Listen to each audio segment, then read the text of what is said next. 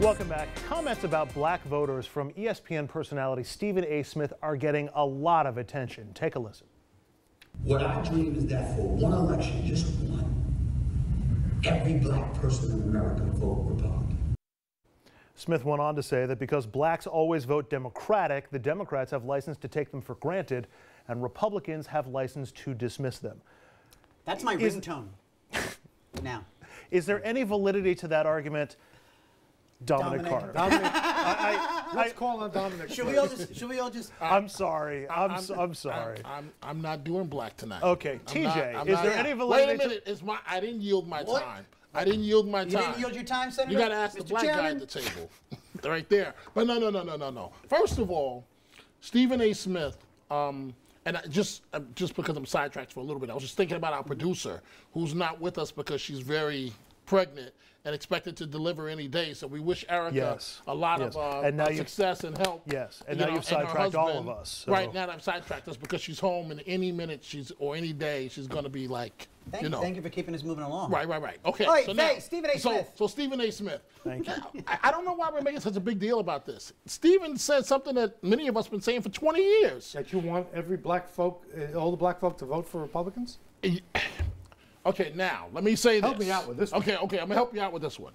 With the Republican Party of today, it is very hard to support them if you're a person of color. When people are in Selma for the Civil Rights anniversary, the 50th anniversary, as you well know, and President Bush is even there, and there's no one in Republican leadership present, it doesn't send a good signal. So, but Stephen A. Smith is wrong. No. Stephen A. Smith. First of all, I'm not going to give Stephen credit because he only said what many of us have been saying for 20 years. The point is this: vote for Republicans. What you act like that's a great crime. As long as Republicans stand for what they stand for, how can you do that? Okay, but wait a minute. Wait. Hold on. If Republicans are pushing a tax cut that may apply to my salary base. They want to repeal the Voting Rights Act. Okay. I said the. Gotcha, don't I? A little bit, but I said the Republican Party of today. But what's wrong with voting for a Republican? I tell you what, if they want to go out and vote for the Republican Party 50 years ago, knock yourself out. But today is when the election is, and they stand for things that a lot of people believe are not in the interest of people of color. Now, black folk aren't stupid. They're voting the way they're voting because they know who the Democrats are and they know who the Republicans are. But Mr. I'm Black and I'm Proud, James Brown voted Republican and sometimes in 1996. I lived in Los Angeles, California for 13 years. As I mentioned earlier, I was a comic for a long time. I've been in every major and secondary city in America. Living in Los Angeles, about as blue as you can get from the state, county, and local levels, is arguably the most segregated city I've ever been in, let alone lived in. That's every city. Excuse me. They go the Democrats. This is not about. This is not about whether or not the Republicans it's the other side of it. It's Democrats potentially taking the black voting bloc for granted. What do Republicans offer blacks? What do Republicans offer blacks? That's not what I'm digging No, into. that's not the issue. Dominic, one of the underlying theses that Smith had was that the Democratic Party is taking black voters for granted. Chicago, give me one. Los Angeles, I don't know why you Detroit. guys are focusing on Stephen A. Smith. I'm looking at a two-term black president where now we have 40% of young black men. It should amount to you decide who is the best candidate, not based on party label. Who is the best? Okay, guys, seriously. I am being very serious. I want to bring this back to that thesis, though. Is the Democratic Party serving the interests of black voters, and is it being as responsive as it should be to black voters? Which is my point. And that's why Smith is making the argument that he's making. Let me go to the only Democratic elected official in the room. Is the Democratic Party as responsive to black voters and black interests as it should be? Does Stephen A. Smith have a point? No party is responsive as it should be on a host of things. So that's enough. But if the choice is between the reactionary, racist policies of Rick Perry and Bobby Jindal and other of those folks, and the misguided even and partially successful principles of the Democratic Party, you go with the best of not the best choices. Look, I go back to what I said before.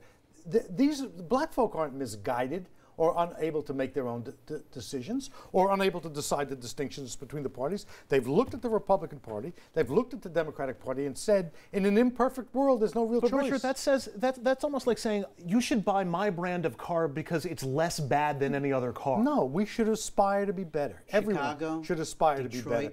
But if you're asking whether they should all of a sudden vote for the Republicans, and the Republicans take over as they now have, and they get the policies they want to repeal the Voting Rights Act. They want to defund public schools.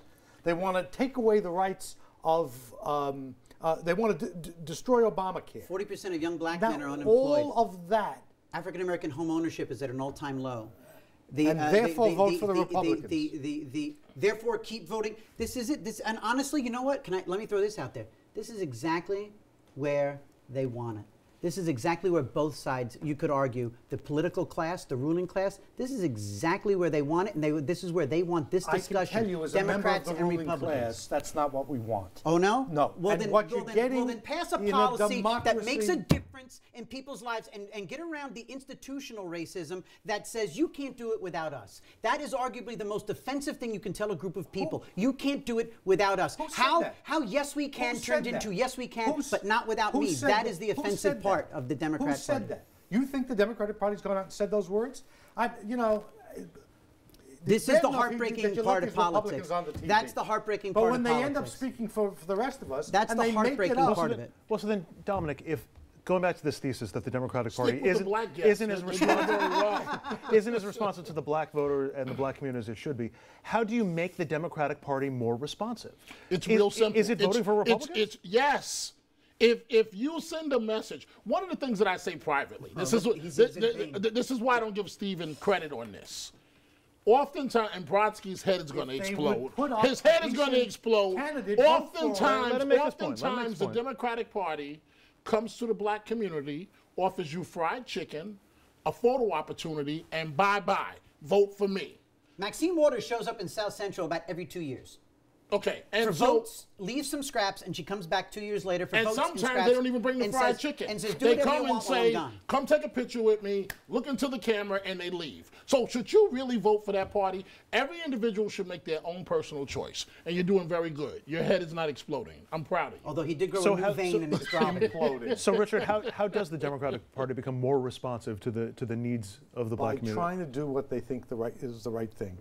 By speaking candidly about things they believe, and when they're wrong, switching positions. Elections are choices between two imperfect elements. No candidate is perfect, no candidate is unredeemable. But the black community has looked repeatedly in elections and said there is no choice. You want black folk to vote for a Republican? Put up a Republican who black folk can vote for. That never happens. I think you should judge every candidate on the individual. Candidate for president do you think should be supported by the Rand Paul is making an outreach to the African American community. Rand Paul has been doing an outstanding job of pushing a message that connects. No, I've been saying this before you said it. But you're telling me that you are urging black folk to vote for Rand Paul? No, I would never. As a political journalist, I wouldn't urge anybody to ever vote for a particular candidate. I am saying, don't be stupid. Don't go because someone tells you vote for that person. Don't do it. Make your own. Make your own individual decision. Make your own individual decision. Just like white folk. To say that black folk are somehow diminished in their capacity to make choices. But you can't deny. You can't deny what's been going on the last 30 years. Democrats show up, and I know this sounds a little racist. They show up with a bucket of chicken. They take a photo op, and then.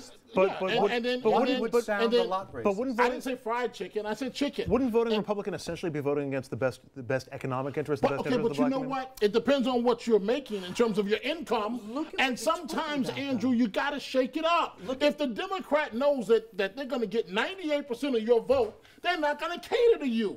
TJ?